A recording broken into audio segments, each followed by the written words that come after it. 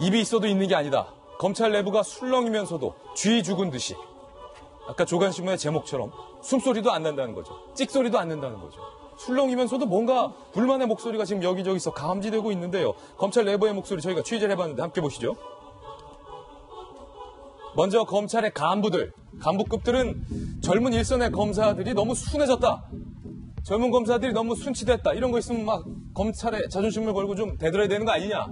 뭐 젊은 검사 후배들에게 불만을 나타냈습니다. 그리고 지방검찰청의 한 검사는요.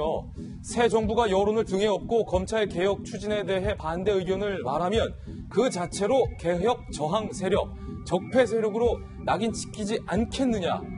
라면서 새 정부의 이 강한 검찰 개혁에 대해서 조금 불편한 심기를 드러냈습니다. 또 다른 검사는요. 일선 검사인데 토사구팽, 사냥이 끝나니 사냥개를 삼겠다는 거 아니냐. 국정농단 수사가 끝나니까 검찰을 버리는 거 아니냐. 지금은 입이 있어도 있는 게 아니다. 지금 이렇게 불편한 심기를 드러냈는데 김병균 의원님, 저는 이 검사들의 반응 중에서 이 토사구팽이라는 얘기가 상당히 눈에 띄는데 네. 토사구팽. 그렇다면 검찰 스스로 네. 뭔가 사냥에 동참을 해줬다라는 건데 그러면 뭐 정치 검찰이 인정하는 겁니까? 자업자득 아닙니까? 저쪽에서 말도 안 되는 얘기죠. 사실은 2016년 10월 24일일 거예요. 그 모 종편 TV 프로그램에서 뉴스에서 다시 나왔던 그 최순실 국정농단에 대한 여러 가지 증거물들이 있기 전까지 검찰 행동을 한번 자성해보면서 들여다보기를 좀 권하고 싶습니다. 예. 그 당시에 최순실 국정농단에 대해서 미르재단 K스포츠재단에 대한 문제가 언론에서 터져나왔던 게 작년 여름이에요. 그리고 나서 10월 달까지 무슨 일을 했습니까? 그때까지 검찰이 형사 8부의 일부 배당해갖고서는 들여다보는 등 많은 등 하고 있었잖아요.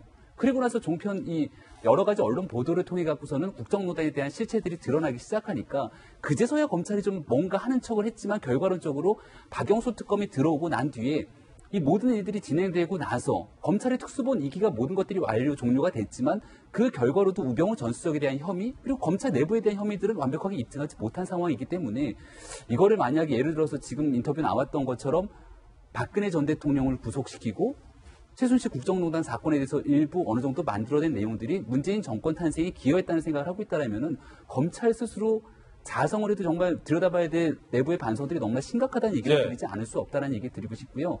지금 검찰 내부 조직이 떨고 있을 수밖에 없는 이유가 있는 것 같아요. 그러니까 과거 이제 노무현 대통령이 처음 집권하게 됐을 경우에는 말 그대로 개혁을 하고 싶은 의지가 너무 충만했는데 그 당시에 청와대는 대통령부터 시작해서 다 처음 해보는 겁니다. 말 그대로 민정수석실에 그 당시 문재인 민정수석도 있었고 여러 가지 개혁 의지를 가진 사람들이 있었지만 젊은 뭐 30대 40대 행정관들도 마찬가지고 개혁의 의지는 있지만 할 수 있는 역할들에 대해서 검찰에 대한 이해도가 많이 떨어졌던 거예요. 근데 지금은 사실 그때와 상황이 좀 많이 다릅니다. 국민적 여론들을 좀 뒷받침하고 있는 부분들이 존재하고요.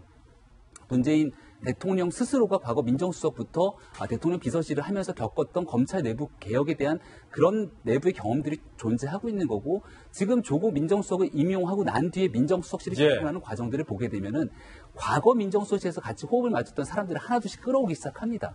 그리고 섣부르게 움직이지 않아요. 말 그대로 지금 여러 가지 상황 속에서 정윤회 문건을 다시 재수사하게 들여다보는 점 그리고 이러한 상황으로 검찰의 내부 개혁을 들어가기 전에 사전 정지 작업들을 하는 겁니다. 그러니까 검찰 내부 입장에서도 어디서부터 개혁의 칼끝이 들어올지 모르기 때문에 굉장히 조심하는 분위기인데 일단 1차적으로 이 결국 법무부 검찰국장과 사실 이영재 지검장에 대한 문제부터 들여다보기 시작한다라면은 내부에 대한 개혁의 칼바람이 불 수밖에 없는 상황이라 검찰 내부에서는 굉장히 술렁일 수밖에 없는 상황인 것 같아요. 아니, 박승규 전 대변인, 지금 뭐 토사구팽 얘기 나오고 예전에 대선 후반에 민주당의 한 국회의원이 정부 관료를 다그치면서 지금 검찰 보세요. 검찰은 얼마나 잘 줄을 바깥하지 않았습니까?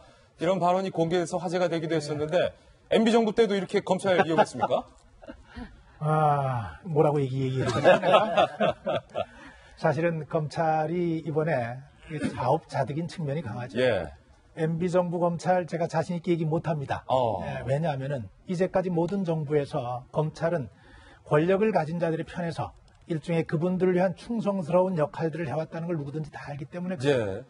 그래서 사실은 MB정부 때나 다른 정부 때나 정권의 핵심에 있는 사람들조차 하는 공통된 얘기가 있습니다. 검찰 조심해야 한다. 우리가 힘이 빠졌을 때 저 사람들은 언제 어떻게 돌아설지 모른다. 그리고 전화하는 것 또 부탁하는 것도 다 신경 써야 한다. 다 기록을 남기는 사람들이다. 제일 조심해야 될 게 검찰. 예, 두 번째가 이제 운전하시는 분들. 힘 빠졌을 땐 그렇게 저 사람들은 언제든 돌변할 수 있다. 근데 이게 일반적으로 권력 주변에 있었던 사람들에게만 통용되는 얘기가 아니라 이제는 국민들에게까지 다 갔어요. 우리 한번 다시 생각해 볼까요? 예. 최근에 국민적인 관심을 끌었던 우리 영화들, 대한민국의 영화들 한번 보세요. 부패 구조를 다 밝히는 거예요. 정권과 검찰과 언론과 이 구조 속에 검찰이 한 번도 빠지지 않고 다 들어갑니다. 그건 무슨 얘기일까요? 국민이 그만큼 의혹의 눈길을 가지고 있다는 얘기거든요. 그런 면에서 저는 이번 검찰이 정말로 무겁게 이걸 받아들여야 되고요. 다시 한번 확인하고 싶은 거는 처음에 이 문제가 한겨레 신문에 보도됐던 거죠. 됐을 때 검찰에서는 별 문제 없다 그랬어요. 예. 정상적이라고. 그리고 여론이 문제 있다고 얘기했지만은 그냥 덮고 가려는데 대통령이 이거 문제 있는 거다 감찰해봐라고 지시를 해서 들어간 거예요. 대통령은 굉장히 의지가 강하다고 봐야 되고 제가 볼 때는 대통령이 운이 참 좋으십니다. 예. 대통령이 된 것도 사실은 여러 가지에서 운이 좀 뭐 탄핵과 관련돼서 있다고 하지만 개혁해야 될 가장 중요한 부서 중에 가장 부담이 있는 부분이 검찰인데 아까 정성희 의원님 말씀대로 입을 열고 있는데 갖다 털어 넣어 준 거예요. 이명렬, 안택은 이 두 분이 갖다 넣어줬는데 왜 사직 사표를 냈는데 수리하지 않느냐 몇 가지 이유가 있죠. 근데 첫 번째는 뭐냐면 중징계의 가능성이 있을 때는 사표를 받지 못하도록 돼 있습니다. 예. 기소까지 이어질 수 있는 부분인데 그리고 사표를 받고 안 받고의 차이는 뭐냐면은 개인으로서의 수사를 받느냐 아니면 조직으로서의 조직 내부에서의 위상으로 수사를 받느냐 이 차이거든요. 검찰 내부 조직을 치열하게 들여다보겠다는 의미죠.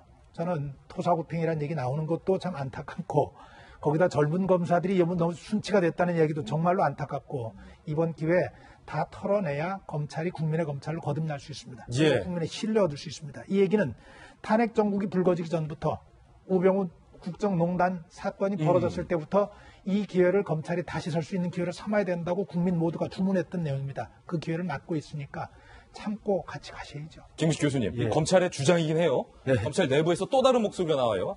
아까 보지는 못했는데 검찰 개혁이라는 명분 하에 결국은 새 정부의 입맛에 맞는 검찰 지도부를 줄 세우게 하는 것 아니냐. 뭐 검찰의 주장이긴 합니다.